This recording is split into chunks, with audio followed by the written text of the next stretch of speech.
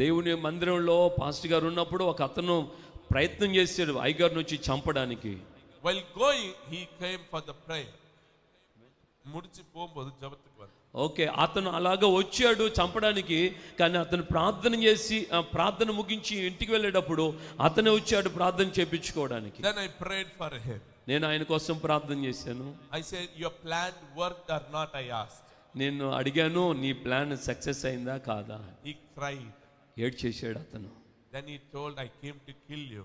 ఆయన చెప్పాడు, నేను నిన్ను చంపడానికి వచ్చానయ్యా, But God changed me. Something happened here. దేవుడు నన్ను మార్చినట్లున్నాడు, ఏదో ఇక్కడ నాకు మార్పు కలిగింది.